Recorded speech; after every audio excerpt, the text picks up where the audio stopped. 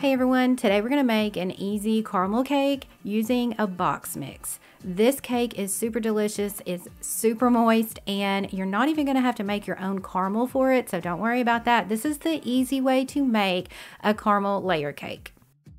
So to get started, you're going to add 1 cup of all-purpose flour to a large mixing bowl, and then ½ teaspoon of salt and a package of butterscotch pudding mix, just the instant kind. And I'm taking out about 2 tablespoons of it because sometimes when you add the whole package, it can sometimes make the cake sink, but that's just my experience. All right, then we're going to add a ½ cup of granulated sugar, and then a ½ cup of packed light brown sugar, and 1 cup of caramel coffee creamer, and I just use the vanilla caramel coffee creamer.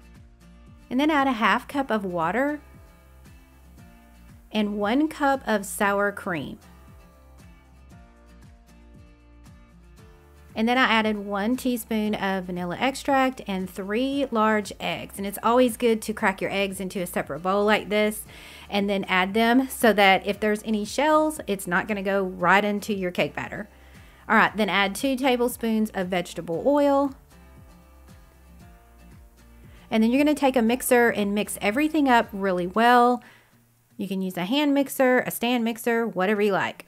But then you're going to add 1 box of yellow cake mix to this, and you're going to mix everything up really well again. It's always good to scrape the sides of the bowl and then the bottom. That just makes sure that you don't miss anything and there's no large clumps of cake mix or anything. So just mix that up really well, and then you're gonna pour this into 2 8-inch round cake pans. And so make sure that your cake pans are either greased or floured, or they're sprayed with some non-stick spray, or you can even use parchment paper as well. So just pour the batter into the 2 pans as evenly as you can. And then you're going to bake this at 350 degrees Fahrenheit for about 35 to 40 minutes. Ovens will vary, so just make sure to watch it. And a toothpick inserted into the middle will come out either with a few moist crumbs on it or clean. So whenever it's baked, just set the baked cake layers on a cooling rack and let them cool like that for about 10 to 15 minutes or so, and then flip them out onto the cooling rack so that they can cool completely while you make the buttercream frosting. And you can see here I just use the parchment rounds, and it makes really easy work of getting it out of the pans. All right, so we're gonna make the buttercream frosting, and you're gonna add 2 cups of unsalted butter room temperature, and then also add in a ¼ teaspoon of salt, and then mix that up until that is really smooth. And now I'm adding in a ¼ cup of jarred caramel sauce. So this is just the kind that you can buy at the store already in a jar. You can make your own if you want to, but nobody's got time for that. So I'm just gonna use the jarred kind. And then you're gonna add about a tablespoon of that caramel coffee creamer and mix that together. And I just use the vanilla caramel creamer from Coffee Mate, but use whatever you prefer here. And now you're gonna add in 6 cups of confectioner's sugar, and you can add that in stages so it doesn't make a mess.